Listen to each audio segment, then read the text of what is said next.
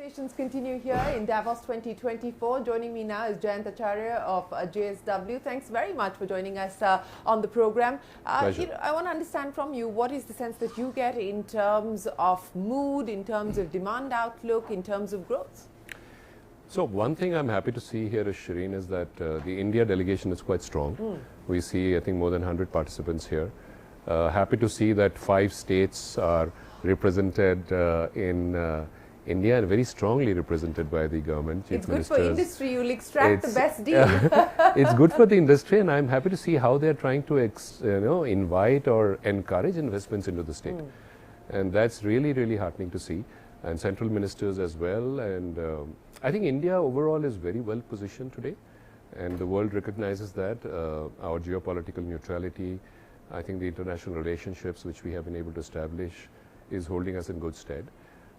The government is on course in terms of infrastructure, manufacturing, the energy transition piece.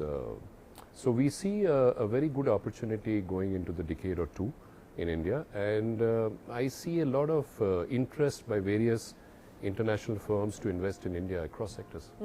So, given the fact that you are excited about what is happening in India as well as the opportunity that it presents itself, in the near term, in terms of your business, what is it going to mean? We spoke just before the year closed out, and you were confident about being able to add capacity, both from a domestic point of view as well as an export perspective. How are things shaping up in 2024? Things are shaping up well. As I mentioned that time, I think the India demand, we believe, is going to be in double-digit numbers, possibly for the medium term. This year, we see a growth of 14% in demand in India, which is very encouraging. We see a strong focus by the government on infrastructure and the capacity and capex across sectors. So that's very good. Manufacturing is strong. We see the energy transition piece being encouraged very, very strongly by them. So solar, wind, hydro, and all of these, as we discussed the other day, require steel, and therefore a strong demand of steel is emanating. Typically, during this nation-building phase, as we call it, I think India is going to need a lot of steel. So we are adding domestic capacity, JSW, as a part of the national steel vision, to reach 300 million ton of capacity. We would like to be at about 50 million ton by 2030. Our plans are more or less on track. Currently, we are commissioning a 5 million ton facility in Vijayanagar in the next few months. And we believe that the next phase of expansion in brownfield locations in India will be our next priority between Dolvi, Vijayanagar and Jharsuguda in the east. Okay, so you gave us a 2030 outlook, and you also talked about the brownfield expansion. So say by 2025, in terms of the incremental capacity that comes on stream, what could it look like? So JSW Steel today is about 30 million tons worldwide. Out of that, 28 million plus is in India. We expect to be about 35 million ton by FY25, and the international piece stays at about 2 million odd. And we plan to grow this in 3 locations, as I was mentioning, 5 million tons each. So there will be an additional facility which will come at Vijayanagar in south of India. There will be one which will come in the west of India in Dolvi, and the third one will be in Jharsuguda. So this 15 million will take us to 50, and we do expect that in the next 5 to 6 years we'll be there with this capacity on ground. We are also planning to add a green steel facility, in view of the various climate challenges which we see and steps being taken by the European Union specifically. We are planning a green steel facility which will also mostly be in the west. We're considering various locations, but mostly in the west. But what will be the impact of the measures that the EU has decided to take in terms of taxes and the implications of that in the medium term?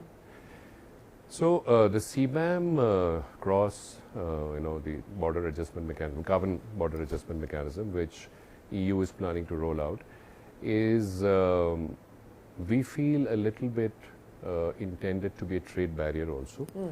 And I believe that any international measure which is taken by any country or any region should keep in mind the broader economic objectives of the countries and the communities at large. And then plan the steps accordingly, because a CBAM can create a lot of global trade imbalance in the near term And as defined by the Paris Agreement, I think every country has its own NDC, nationally determined contribution, its own pathway to reach the carbon efficiency levels. So while having said that, I think we need to see how effective CBAM is in controlling carbon emissions. We'll monitor that. But in the short term, I think it will act as a trade barrier for various countries for steel into Europe. We are discussing from government to government and bilaterally as well, and trying to take that up. Meanwhile, we are also trying to reduce our carbon footprint in our locations all across the country. Steps are being taken to get it to 1.95 CO2 per ton of crude steel by the end of this decade or better. And in addition to that, we are looking at a green steel facility, as I said, to be able to export really low carbon emission steel, which the European Union will want. As those measures play themselves out, you talked about your green steel facility, and you're also hoping that there will be perhaps government to government conversation. At this point in time, there doesn't seem to be any attempt at any kind of a rethink, a review or a rollback on the part of the EU. So what could the hit be, both in terms of export growth as well as the impact on margins?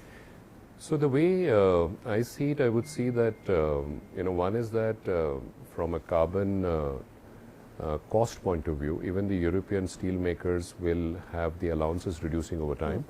And the cost of carbon today is, let's say, close to 90 euros or thereabouts.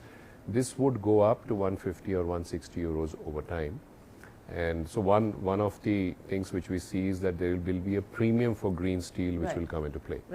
So therefore, while there will be some tax which may be there in some form for the differential amount of carbon which you have, but there will be a premium which you will get for certain steel which you have below a certain level. So that would help.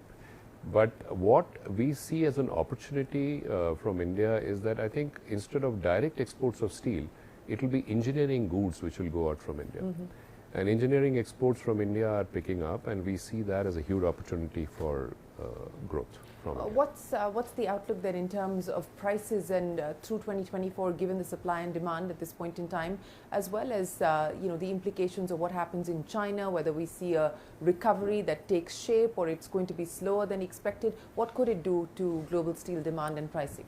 So from a supply demand perspective, I think as you mentioned, China did have a slowdown because of the property sector. But the rest of the sectors in China have done quite well, surprisingly so. And I think they have taken various initiatives to stabilize the economy.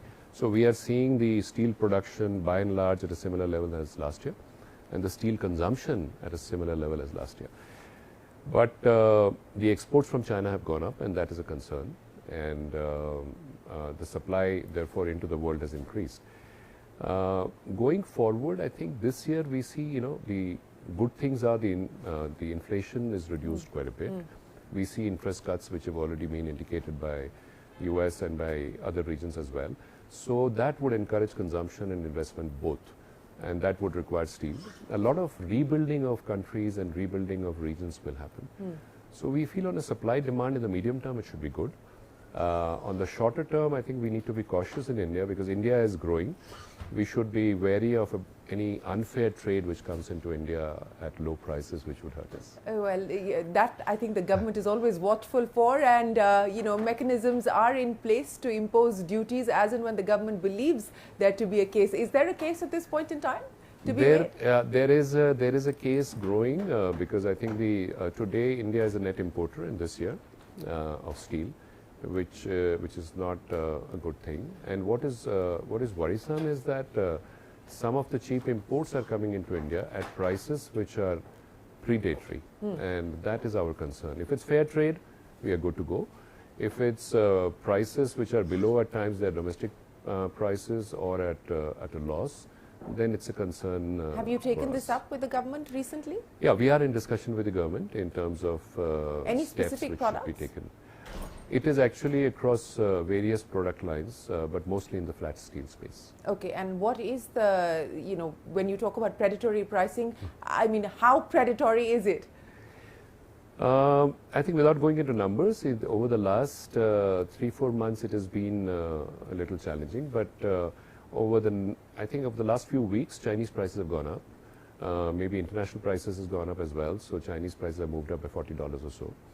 the prices are still a little on the lower side, and we understand that Chinese steel companies are probably at a loss or at a marginal cost at this level.